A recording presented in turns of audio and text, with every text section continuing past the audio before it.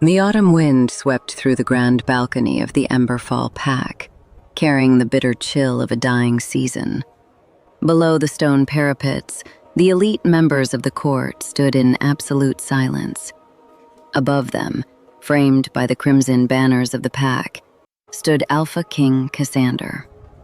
He wore a dark crimson suit, the sharp lines of his aristocratic frame cutting a commanding figure against the twilight. His ice-blue eyes, normally sharp and unwavering, held a strange, clouded intensity. Beside him stood Nadia. She wore a gown of rich velvet, her chin lifted in a portrait of triumph. Resting against her collarbone was a heavy glass amulet, catching the torchlight and fracturing it into unnatural, shimmering colors. From that amulet bled a scent, cinnamon and warm amber, the scent of a true mate. By the old laws of the Ember-Fall, Cassander's voice boomed, rich and heavy, vibrating through the stones of the castle. A king cannot lead with a fractured soul. He cannot protect his people while bound to a Luna who does not carry the blessing of fate. He did not look at the shadows near the heavy oak doors. He did not look at the woman standing there. Isolde listened to the words that dismantled her life. She stood perfectly still.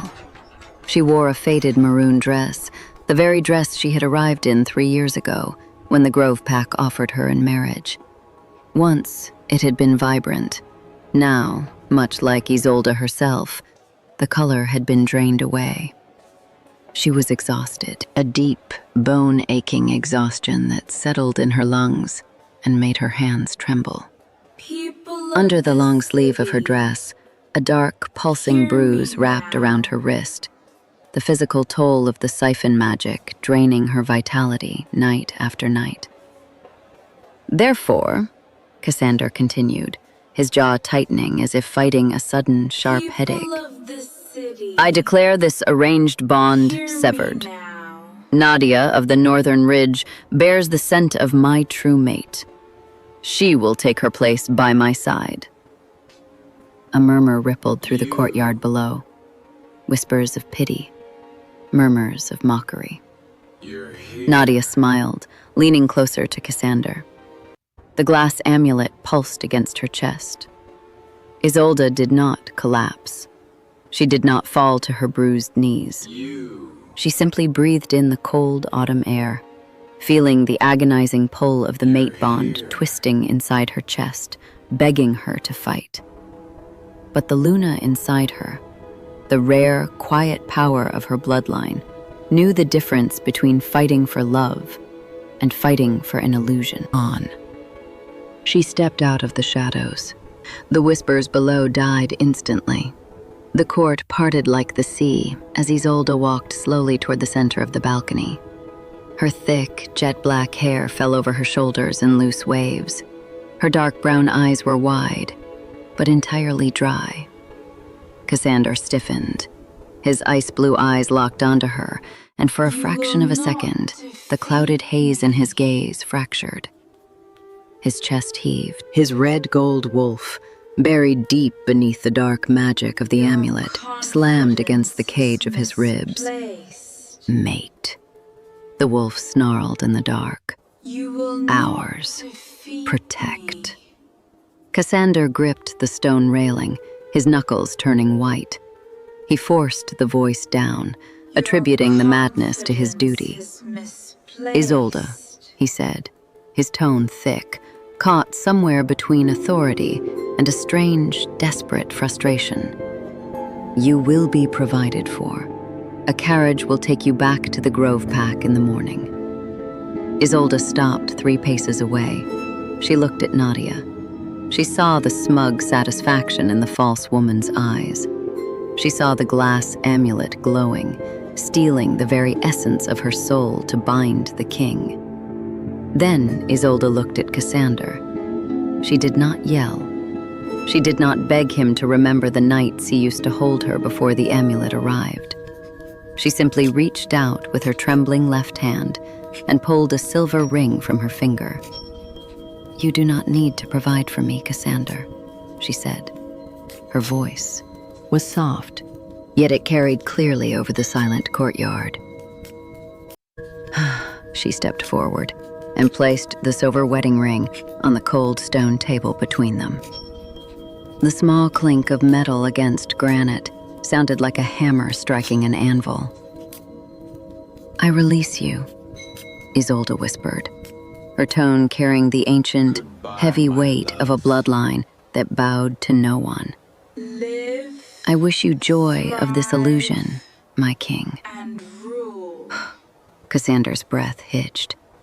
A violent shudder wrecked through his broad shoulders. Isolde turned her back on the Alpha King. She did not run. She walked with the slow, deliberate grace of a queen who knew exactly what she was leaving behind, her faded maroon dress brushing against the stone. As her heel crossed the threshold of the balcony doors, a sharp, crystalline crack pierced the air. Nadia gasped, her hand flying to her chest. A tiny, jagged hairline fracture had just split the surface of the glass amulet. Cassander did not notice the amulet. The moment Isolde's silhouette disappeared into the dark corridor, a blinding, suffocating agony ripped through his skull. He staggered backward, his hands flying to his temples as a raw, guttural groan tore from his throat. The illusion remained, but the foundation had just begun to break.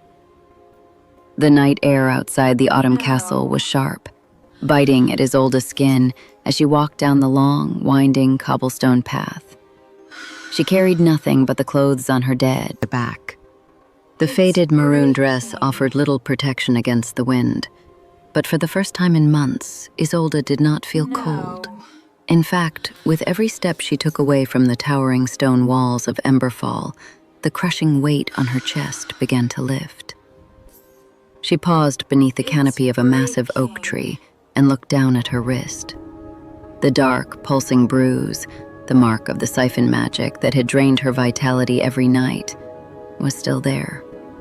But it had stopped throbbing. The deep, agonizing pull that usually left her gasping for air was fading into a dull ache. Isolde took a deep breath. The scent of pine and damp earth filled her lungs. Deep within her veins, something very old and very quiet stirred. The Grove Pack bloodline, the rare gift of purification that she had suppressed to fit into a kingdom that only valued teeth and claws. It was a faint spark, but it was there. She was surviving. She did not look back at the castle. She simply adjusted her thin dress and continued walking toward the border woods. Back in the royal chambers, Cassander was losing his mind. He stood by the roaring fireplace, one hand braced against the stone mantel, the other gripping his head. His ice-blue eyes were shut tight. The Alpha King, a man who had conquered territories and commanded armies without a flinch, was trembling. The wolf inside him was thrashing, clawing at his ribs, howling a single, desperate word into the void of his mind. Go, gone, gone. My king? Nadia's voice was soft, laced with an artificial sweetness. She stepped into the firelight, the heavy velvet of her gown sweeping across the floor. She reached out, her delicate hand moving to rest on his broad shoulder. Cassander tried to accept the touch. He told himself this was his Luna. This was the woman the fates had chosen for him. He breathed in, expecting the comforting rush of his mate's scent to soothe the raging beast in his chest. Instead, he gagged. As Nadia's hand touched his coat, the scent of cinnamon and warm amber washed over him. But it was wrong. It was flat. And beneath that sweet, heavy fragrance lurked something vile. It smelled like rotting wood, like stagnant water and decaying leaves. Cassander recoiled. He jerked away so fast that Nadia stumbled backward. What Don't, troubles you? he growled, the sound low and dangerous, entirely unbidden. His fangs extended slightly against his lower lip. Nadia's face paled. Her hand hovered in the air. "Cassander, you are unwell. The stress of banishing that weak woman has upset your wolf. Let me help you." She took another step toward him. The glass amulet on her chest caught the firelight. A visceral wave of disgust rolled through Cassander's body. His wolf did not just reject her, it loathed her. The instinct was so violent, so purely hostile, that Cassander had to clench his fists at his sides to stop himself from physically throwing her out of the room. "Leave," Cassander ordered, his voice strained, fighting for control over his own vocal cords. "But I said leave!" he roared.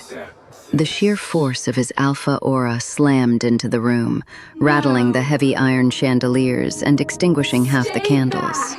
Nadia scrambled backward, her eyes wide with genuine terror. She bowed her head hastily and fled the chamber, the heavy wooden doors slamming shut behind her. Cassander collapsed into a leather armchair, burying his face in his hands. Why did his mate repulse him? And why, as he sat alone in the dark, was the only thing his wolf cried out for the memory of a woman in a faded maroon dress? In her own chambers down the hall, Nadia rushed to the standing mirror. Her hands shook uncontrollably as she grasped the heavy glass amulet resting against her collarbone. She held it up to the candlelight. The tiny hairline fracture had grown. It now stretched halfway across the glass surface. The warm, amber glow inside the amulet was flickering, struggling to remain lit. Nadia's breath came in short, panicked gasps. The siphon magic required a tether. It needed the original host nearby to drain the true mate's aura and project it onto her. With Isolde walking away, the tether was stretching. If Isolde crossed the pack border, the tether would snap. The amulet would shatter, and Cassander would see exactly what Nadia was. "No," Nadia whispered, her reflection pale and desperate in the glass. "I will not lose this crown." She turned away from the mirror and hurried to the door, pulling it open to reveal a waiting guard, a man fiercely loyal to her family's coin. "Take 3 men," Nadia ordered, her voice dropping to a venomous hiss. "Ride to the border woods, track down the banished wife." The guard bowed his head. "And when we find her, my lady?" Nadia's fingers tightened around the cracking amulet. "Do not let her cross the border. Bring her back to the castle dungeons. Drag her back in chains if you must. She does not leave Ember-Fall." The border woods of the Ember-Fall territory were notoriously dense, a labyrinth of towering ancient pines and twisting oaks with leaves the color of rusted iron. Isolde walked steadily. Her faded maroon dress offered no warmth against the biting wind, but she did not shiver. With every mile she put between herself and the autumn castle, the crushing weight in her chest lightened. Something miraculous was happening to the ground beneath her worn leather boots. Where she stepped, the dead, frost-bitten autumn leaves seemed to soften. The black decay of the forest floor yielded to tiny, fragile patches of green moss. The purification bloodline of the Grove Pack, a power suppressed by 3 years of sorrow and the dark magic feeding off her, was slowly waking up. The forest recognized what the Alpha King had discarded. She was only a mile from the crossing when the sound of heavy hooves broke the silence. Isolde stopped. She did not run. Running was for prey, and she was done acting like a victim. 3 large wolves, their fur bristling with aggression, burst from the tree line and shifted back into their human forms. They were royal guards, wearing the crimson cloaks of the Ember-Fall elite. The leader, a broad-shouldered man with a jagged scar across his chin, stepped forward. "Isolde of the Grove," the guard barked, intentionally omitting her royal title. "You are ordered to return to the castle immediately." Isolde stood her ground. Her dark brown eyes were calm, anchoring her slender, exhausted frame with an authority that made the guard hesitate. "You may approach." "Ordered by whom?" she asked softly. "The Alpha King severed my bond publicly. I am no longer a member of this pack, nor subject to its laws." "Thank you, "Ordered by the new Grace." Luna," the guard sneered, taking a "You menacing may step forward. approach." "She requires your presence. You will walk back, or we will drag you back in chains." Isolde's chin lifted. "I will not return. "Thank you, Your Step Grace." aside." The guard laughed, a cruel, grating sound. He lunged forward, his heavy hand reaching out to grab her bruised wrist. He never touched her. A roar tore through the canopy, a sound so primal, so utterly terrifying, that the trees themselves seemed to violently shake. Before the guard's fingers could even brush the fabric of Isolde's dress, a massive blur of red gold fur and dark crimson fabric crashed into him. Cassander did not merely tackle the man, he obliterated his momentum. The Alpha King slammed the guard into the trunk of a massive oak tree with a sickening crack of splintering wood. Cassander shifted seamlessly into his human form, his hand wrapped around the guard's throat, lifting the heavy man off the ground with one arm. "I am The not king's ice-blue going eyes were back." completely eclipsed by glowing, unnatural gold. His fangs were fully descended, saliva dripping from his jaw as his chest heaved with unrestrained fury. "You dare!" Cassander snarled, his voice a demonic double tone of man and wolf. "You dare bear your fangs at her?" The other two guards dropped to their knees, pressing their foreheads into the dirt, whimpering in submission under the crushing weight of the king's aura. "Let's go." "My king!" the choking guard It's gasped, all right. clawing They're uselessly at gone. Cassander's iron grip. Enough. "Lady You will Nadia, not harm she ordered—" Fall "I am the back. king!" Cassander roared, throwing the man to the ground. The guard scrambled backward into the dirt, trembling violently.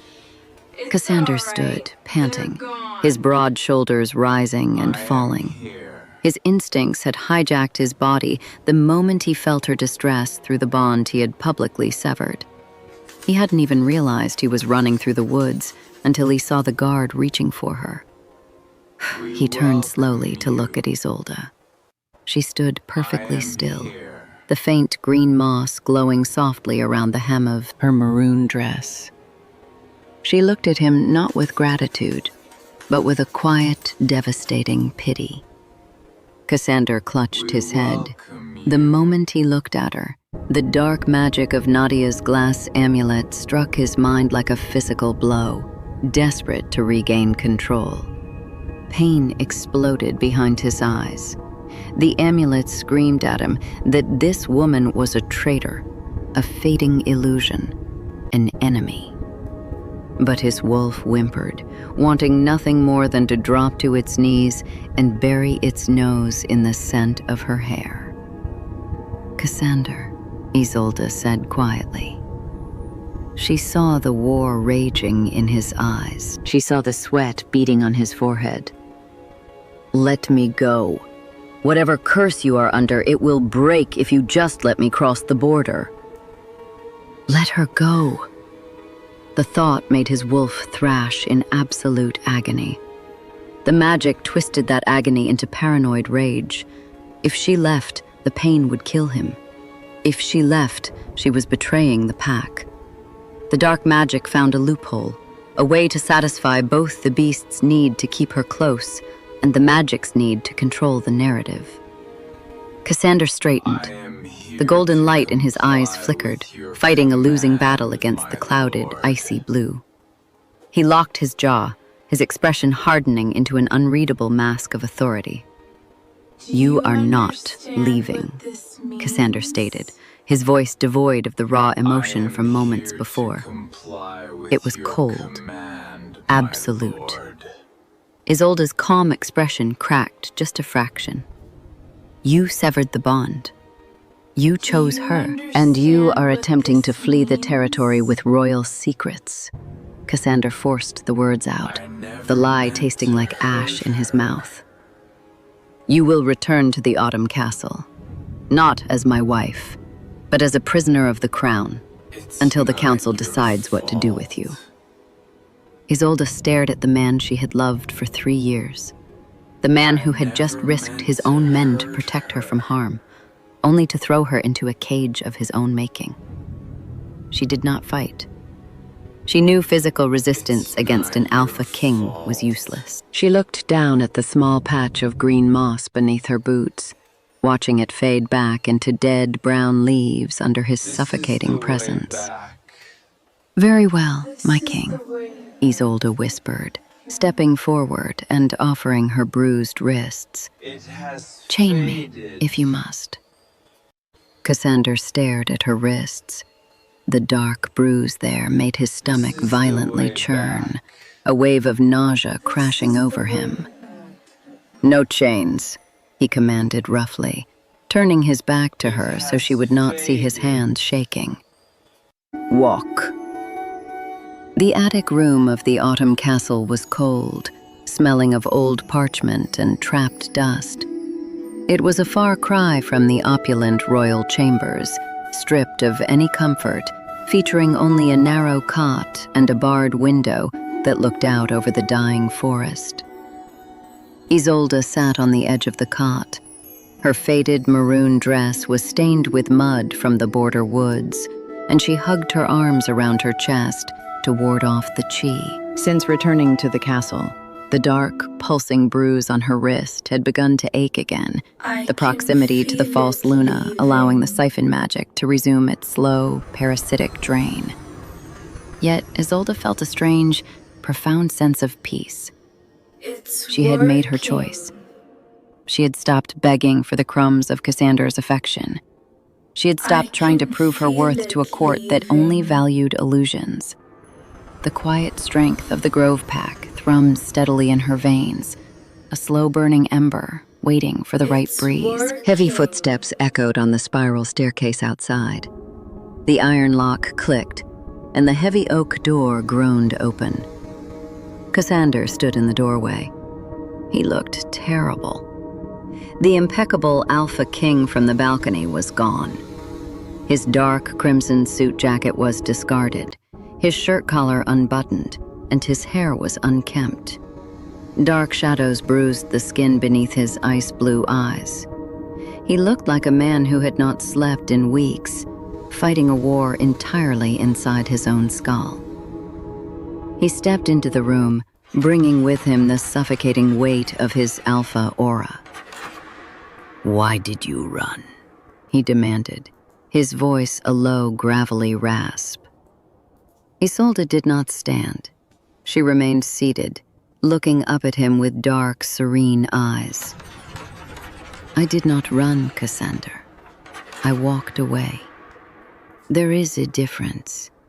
One is an act of fear. The other is a choice."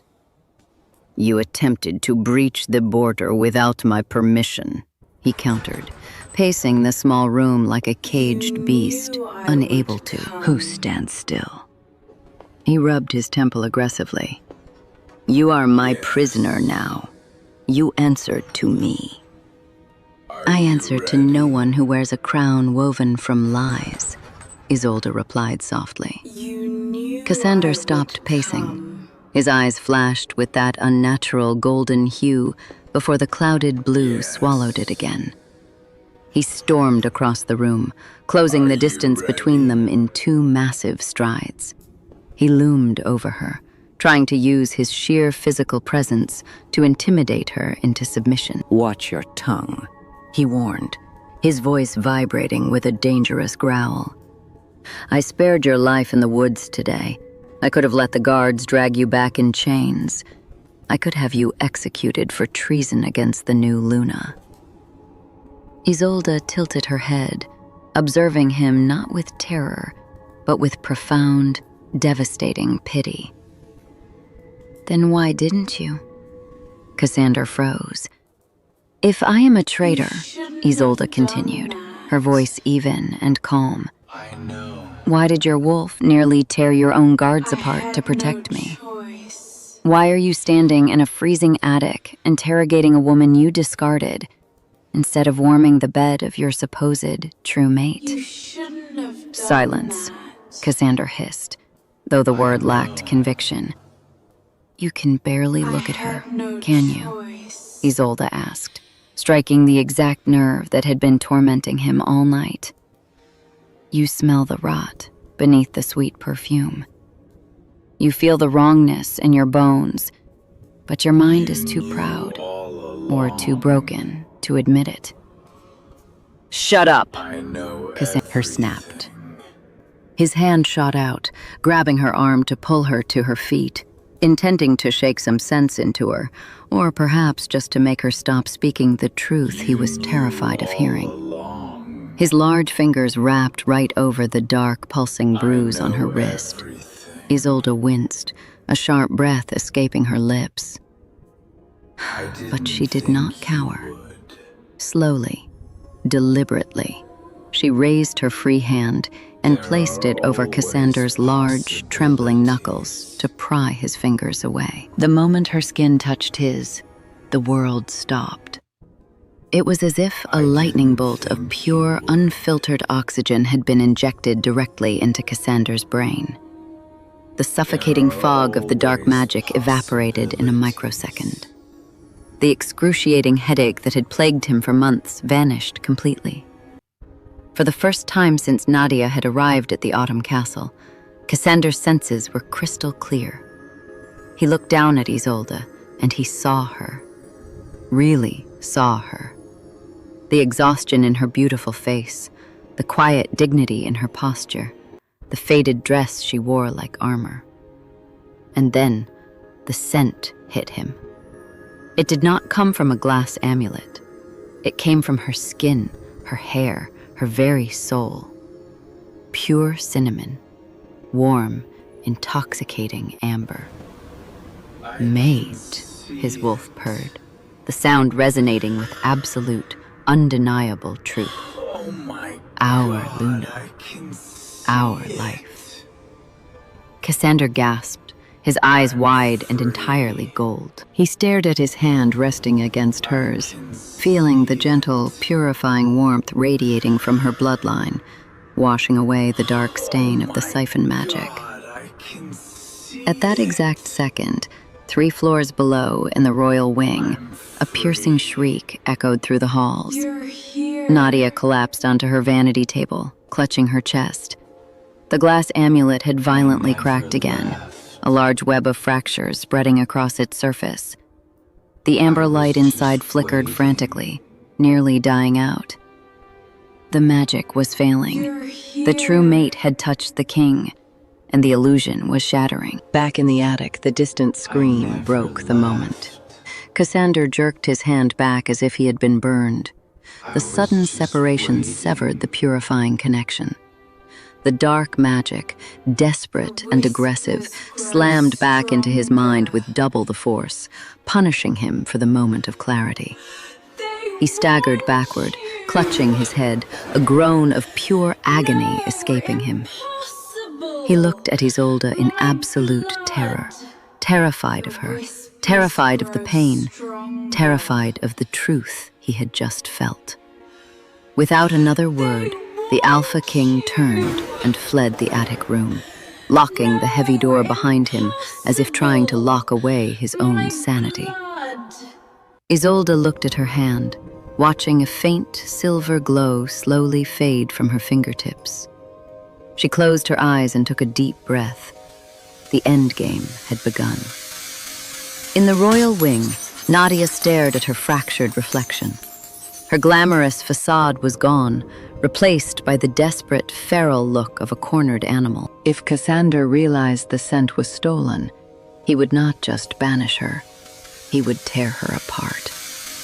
She turned to her loyal guard, who was waiting by the door. "The pack has been cursed," Nadia breathed, weaving her line with venomous speed. The prisoner, Isolde, she carries a dark plague in her blood. She's the reason the king's mind is fractured. The guard frowned. What must be done, my lady? No. Nadia touched the cracking glass amulet. Again. A public purification. Prepare the grand altar in the throne room for tomorrow night. We must bleed the traitor before the entire court. Only by draining her entirely can we restore the king. You shouldn't stay. The throne room of the Ember-Fall Pack was a cavernous hall of dark obsidian and towering arched windows, illuminated tonight by the flickering glow of hundreds of iron braziers. The entire court had been summoned. Lords, generals, and pack elders stood shoulder to shoulder, their faces tight with uneasy anticipation. The air was thick with tension, heavily laced with the scent of burning sage and a suffocating, unnatural anxiety. At the far end of the hall, elevated on a dais of black marble, sat Alpha King Cassander. He looked like a king sculpted from a nightmare. He wore his formal crimson mantle, but his posture was rigid, his knuckles white where they gripped the heavy arms of the throne. His ice-blue eyes were glazed, locked in a brutal internal war. The brief touch in the attic had awoken his wolf completely, and the beast was now battering against the dark magic of the siphon spell with terrifying violence. Cassander's chest heaved. He was barely holding himself together. Before the throne stood a stone altar. Nadia waited behind it, dressed in a voluminous gown of pure white, attempting to play the role of a holy priestess. The fractured glass amulet was carefully hidden beneath the high collar of her dress, though the stolen scent of cinnamon and amber felt noticeably weaker tonight. The heavy iron doors at the back of the hall groaned open. Isolde was escorted inside by 2 elite guards. They did not chain her. Cassander's absolute command from the woods still stood, but they flanked her closely. She wore the same faded maroon dress, yet she did not look like a woman walking to her execution. Her jet black hair was swept back, her spine perfectly straight, and her dark brown eyes held a devastating calm. She moved with a quiet, ancient grace that made the whispering court fall into a heavy, uncomfortable silence. She looked more like a Luna in her worn dress than Nadia did in her pristine white gown. Isolde of the Grove, Nadia announced, her voice pitched loudly for the court to hear. She pointed an accusing finger. You stand accused of harboring a dark plague in your blood, a curse that has fractured the mind of our beloved king and threatens the safety of the Ember-Fall. Isolde stopped at the base of the dais. She did not look at Nadia. She looked directly at Cassander. Cassander's jaw locked. A low, dangerous rumble vibrated in his chest, a sound entirely beyond his control. His wolf was screaming to rip the throat out of anyone who dared threaten its mate. The dark magic retaliated, sending a spike of blinding pain through his temples to force him back into submission. The king's mind is burdened by the shadows you left behind, Nadia continued, pulling a ceremonial silver blade from the altar. It was small, meant for drawing blood rather than killing, but it gleamed viciously in the firelight. By the ancient laws of purification, we must bleed the sickness from you. Only your spilled essence can restore the balance. The court watched in silence. It was a severe accusation, but no one dared question the woman the Alpha King had publicly chosen. Step forward, Nadia commanded. Isolde looked at the silver blade. She understood exactly what this was. It was not a pack ritual. It was a desperate attempt to draw her blood to act as a magical sealant for the cracking glass amulet. She did not flinch. She did not look to the throne for mercy. She stepped forward, offering her left arm, the wrist bearing the dark, pulsing bruise of Nadia's thievery. Cassander half rose from the throne. "Cassander, sit!" Nadia snapped, her voice carrying a sudden, desperate panic. The dark magic surged from the amulet, and Cassander crashed heavily back into the obsidian chair, his golden eyes wide with furious, agonizing paralysis. Nadia reached out, grabbing Isolde's bruised wrist with trembling fingers. She raised the silver blade, aiming for the veins. But Isolde was not a victim waiting to be slaughtered. Before the blade could even graze her skin, Isolde moved. With a speed and strength that belonged only to a true royal bloodline, she twisted her wrist out of Nadia's grip and slammed her free hand over Nadia's wrist, stopping the blade in midair. Nadia gasped, trying to wrench her arm away, but Isolde's grip was like iron. "You are not purifying a plague, Nadia," Isolde said. Her voice was not loud, but it possessed a strange, resonant quality that carried to every corner of the silent hall. "You are trying to steal the rest of my soul to patch your broken glass." "Treason!" Nadia shrieked, her facade crumbling. "Guards, subdue her!" No one moved. The sheer authority radiating from Isolde rooted the guards to the floor. "My king's mind is fractured, yes," Isolde continued, her dark eyes flashing with sudden, blinding intensity. "But not by me." As Isolde spoke, the ancient bloodline of the Grove Pack fully awakened. The suppression was over. A brilliant, pure silver light erupted from Isolde's hand, where she held Nadia's wrist. It was not a destructive fire. It was the light of absolute truth, warm and untainted. Nadia screamed, not in physical pain, but in terror, as the silver light surged up her arm.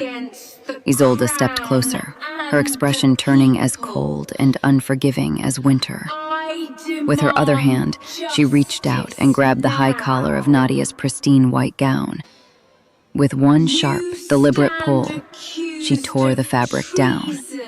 The fractured glass amulet was exposed to the entire court, pulsing with an ugly, sickly black smoke that clashed violently against the stolen amber light inside it. "Let us show the court," Isolde commanded, her hand glowing brighter as she reached for the amulet.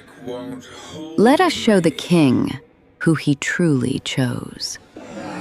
Isolde's hand, glowing with the pure silver light of the Grove Pack's ancient bloodline, closed firmly around the fractured glass amulet resting on Nadia's chest.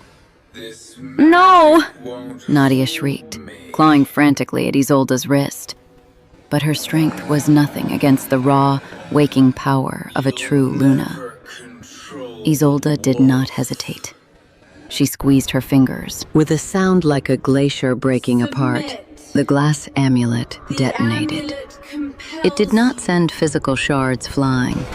Instead, a shockwave of dark, suffocating magic erupted outward, immediately dissolving as it met the purifying silver light radiating from Isolde. A sharp, echoing crack resonated through the obsidian throne room, blowing out half the iron braziers and plunging the court into dim, flickering shadows. The silence that followed was absolute. Then, the scent broke free.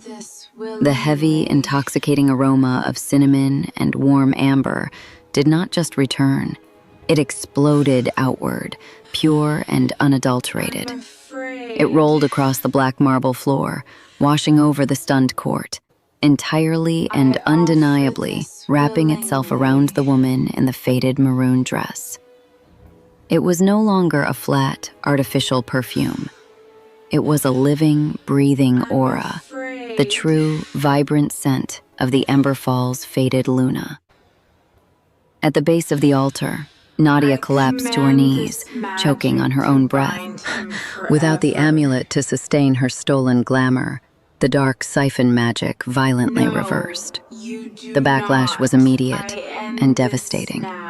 The youth and vitality she had drained from Isolde tore itself from her body. Command this Her porcelain magic skin to turned bind sallow him and deeply lined forever. within seconds.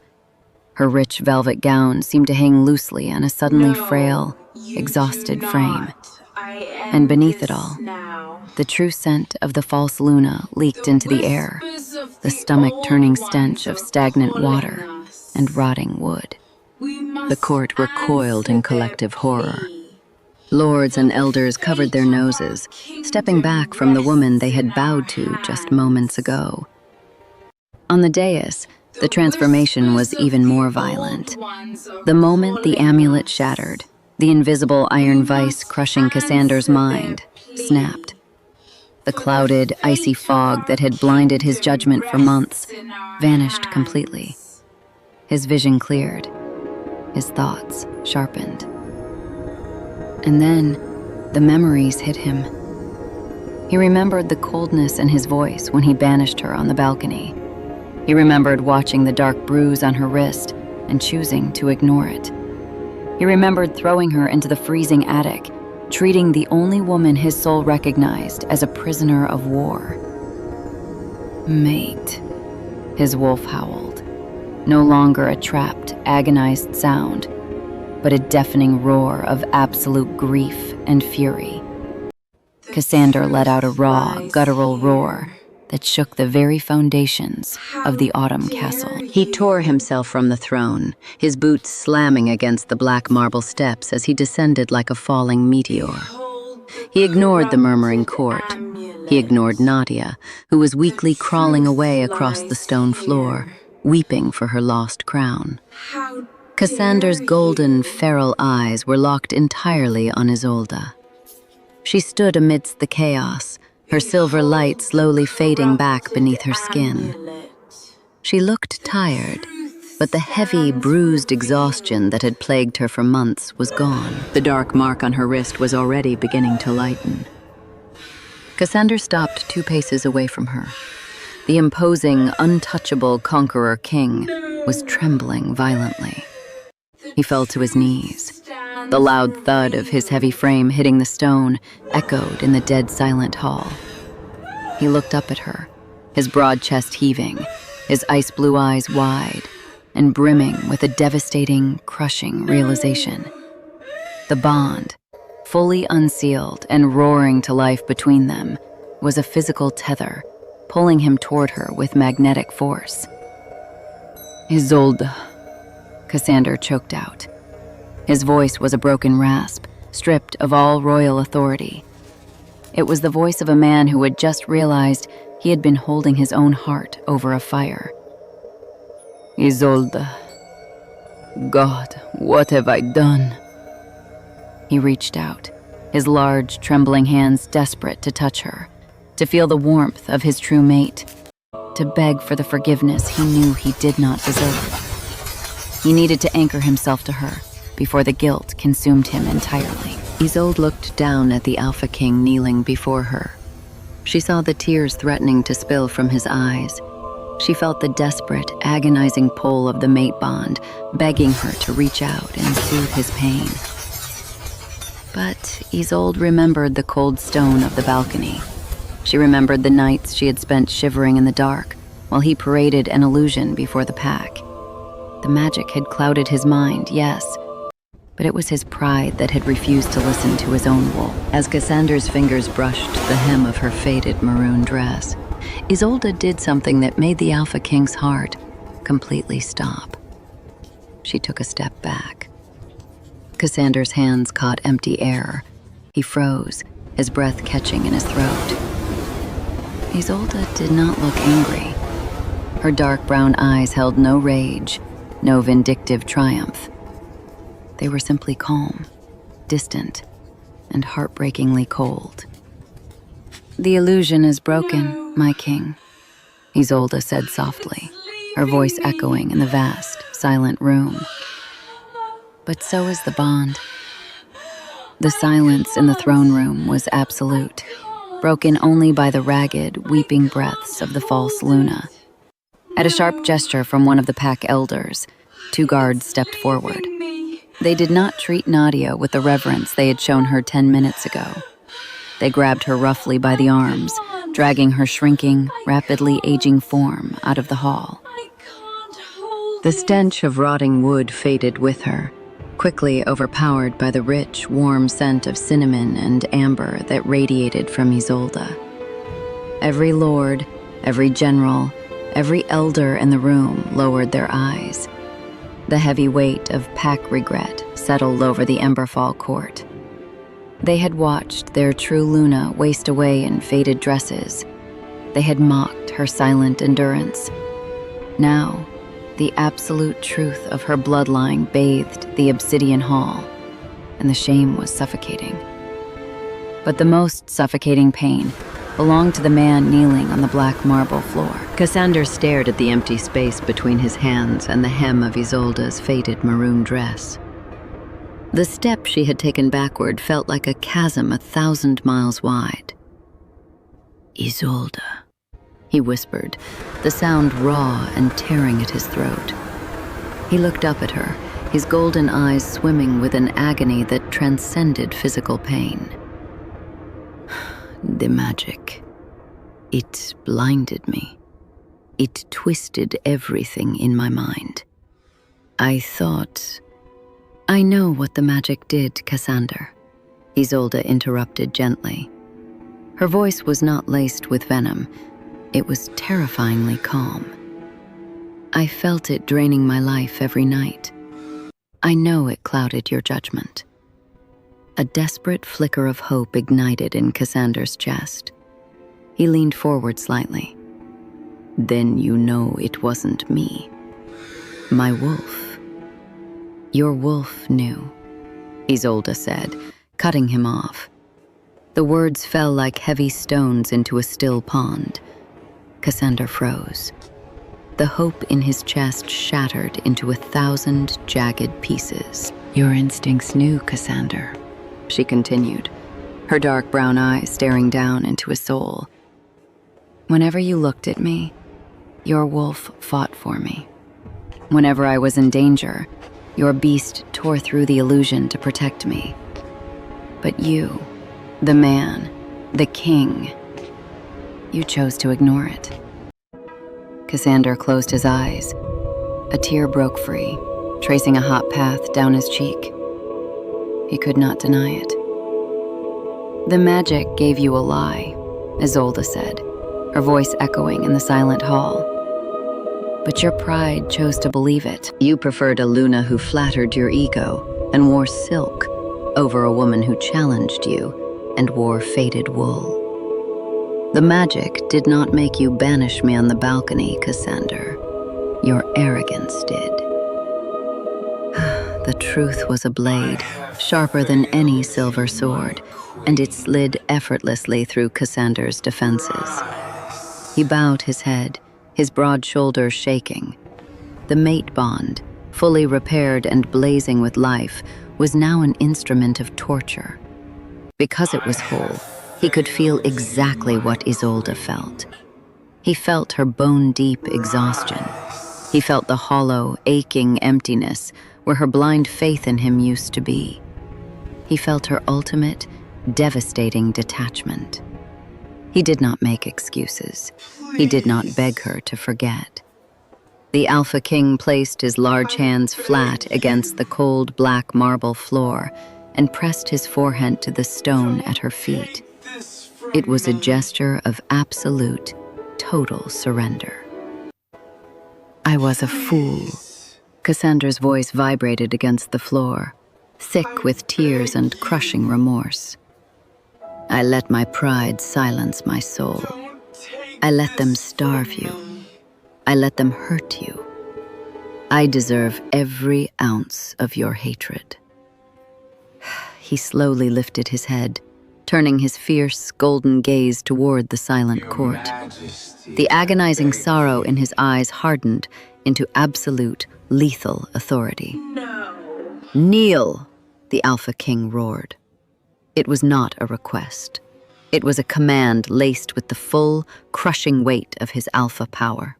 The court did not hesitate. In perfect, terrifying unison, Hundreds of lords, generals, and elders dropped to their knees. The clatter of armor and rustle of heavy fabrics echoed through the hall as the entire Ember-Fall Pack pressed their heads in deep, shameful submission before the woman they had scorned.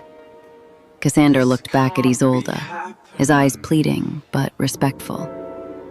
They bow to their true queen, as do I. Command me, Isolde. Punish me. Do whatever you must, but please, do not sever the bond. Isolde looked out over the sea of kneeling wolves, then down at the powerful king at her feet. She had won. Her dignity was restored. The false Luna was exposed, and the kingdom was hers for the taking. But Isolde was tired. I do not want to punish you, Cassander, she said softly. But I cannot stay here. Cassander flinched as if he had been struck. Isolde, please. I have spent 3 years fading in this castle, she said, her voice steady and resolute. I have bled for your magic, and I have starved for your affection. I am empty. If I stay now, I will only be a ghost wearing a crown. She took a deep breath, the scent of her own cinnamon and amber wrapping around her like a warm, protective cloak. I'm going back to the Grove Pack, Isolde announced. I need time to remember who I am without the shadow of your castle, Cassander. I need to heal. Cassander's heart tore violently in his chest, but he forced his wolf down. He forced his pride down. If he tried to stop her, if he used his authority to keep her here, he would truly lose her forever. He had to be a man worthy of her, not just a beast driven by need. How long? Cassander asked, his voice trembling. As long as it takes, Isolde replied. She looked down at him one last time, a flicker of genuine warmth finally softening her eyes. If you truly understand what you lost, my king, you will learn how to wait. Isolde turned around. She walked down the center aisle of the throne room. No one dared look up. No guards stepped in her way. She walked out of the heavy iron doors, leaving the fading maroon dress behind in spirit, walking with the undeniable grace of a queen. Cassander remained on his knees on the cold marble, the autumn wind howling outside, knowing that his true battle had only just begun. The autumn castle had changed in the span of a year. The heavy, suffocating gloom that had once draped the obsidian halls was gone, replaced by the crisp, clean air of a territory that had learned to breathe again. The Ember-Fall Pack was thriving. There were no false rituals, no dark magics, and no cruel decrees. The court had learned a harsh, unforgettable lesson about the price of arrogance and the true weight of pack law, and they had learned it from their king. Cassander sat on the black marble throne, his ice-blue eyes scanning the reports a general had just handed him. He looked older, though the change was not in his features but in his presence. The volatile, domineering conqueror king had been tempered in the fires of his own regret. He was still a massive, formidable alpha, but his authority was no longer a weapon used to crush his people. It was a shield used to protect them. Around his neck, resting against his chest plate, hung a simple silver chain. At the end of it was the small silver wedding ring Isolde had left on the balcony stone a year ago. It was his anchor, his daily reminder of the Luna he had failed, and the man he needed to become to ever deserve her again. He had not sent guards to track her. He had not used his alpha command to demand her return. He had swallowed the agonizing daily ache of the stretched mate bond and simply waited, proving his loyalty not with words, but with a year of faultless, honorable rule. The heavy iron doors at the end of the throne room suddenly opened. A border guard rushed in, out of breath, dropping to one knee before the dais. "My king," the guard panted, his eyes wide with a mixture of awe and frantic urgency. "A rider approaches the main gates from the Grove Pack." Cassander's heart stopped. The parchment in his hand slipped from his fingers, fluttering to the floor. Before he could even stand, the air in the vast hall shifted. It was subtle at first, a warm breeze cutting through the autumn chill. And then the scent arrived. It did not creep into the room. It commanded it. Pure cinnamon and deep, intoxicating amber rolled across the obsidian floors, rich and unyielding. It was the scent of absolute purification, of a soul that had completely healed and stepped into its sovereign power. Cassander's wolf threw its head back in his mind and let out a joyous, earth-shattering howl. The king rose slowly from his throne. The entire court, recognizing the scent that had been carved into their collective guilt a year prior, immediately fell silent and stepped back, creating a wide, unobstructed path down the center aisle. She walked through the doors.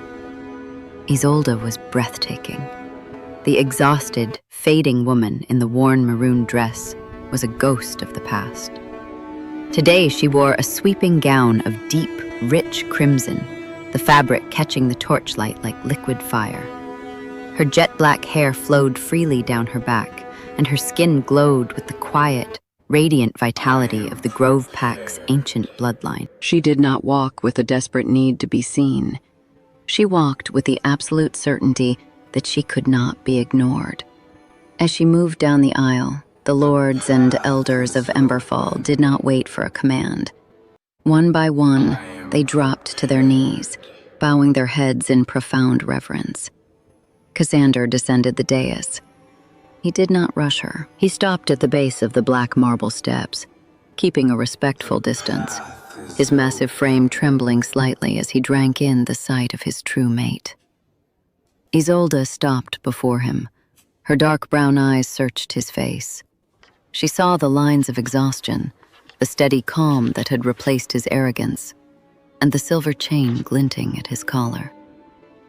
"You did not send for me," Isolde said softly, her voice a soothing balm against his fractured soul. "I had no right to demand your return," Cassander replied, his voice thick with emotion. He slowly reached up, unclasped the silver chain, and held the small ring out in his broad palm. "I only had the right to make this kingdom a place worthy of you, to make myself a man worthy of standing in your light." Isolde looked at the ring, then up into his ice-blue eyes. The bond between them hummed, no longer a jagged, painful tether, but a warm, vibrant melody that sang in her blood. She felt no lies. She felt no dark mock. She felt only a man who had faced his own darkness and chosen the truth. She reached out, her fingers gently brushing against his palm as she took the silver ring. She did not put it on her finger. Instead, she placed her hand flat against his chest, right over his racing heart. Cassander let out a shaky breath, his eyes fluttering shut as the pure, silver warmth of her touch flooded his senses, chasing away the last lingering shadows of his lonely year. "The king has learned to wait," Isolde whispered, a gentle, genuine smile finally breaking across her beautiful face. She slid the silver ring back onto her own finger. "And the queen has come home." Cassander opened his eyes, a single tear escaping as his hands carefully, reverently cupped her face. He didn't pull her into a dominant embrace. He leaned down and rested his forehead against hers, breathing in the scent of cinnamon and amber, completely surrendering his soul to the only woman who possessed the power to save it. The court remained kneeling, witnessing the true coronation of the Ember-Fall Pack. A crown had not made her worthy. Her dignity had. And fate, in all its quiet, undeniable power, had finally restored what cruelty had tried to steal. A true queen is not made by a crown. She is revealed by the dignity no one could take from her, and the truth that even the darkest magic cannot bury. Would you have forgiven the Alpha King after he proved his loyalty? Or would you have walked away forever? Let us know in the comments below. If you love stories of rejected mates finding their worth, powerful bloodlines awakening, and true kings learning to kneel, subscribe and join us for the next emotional journey.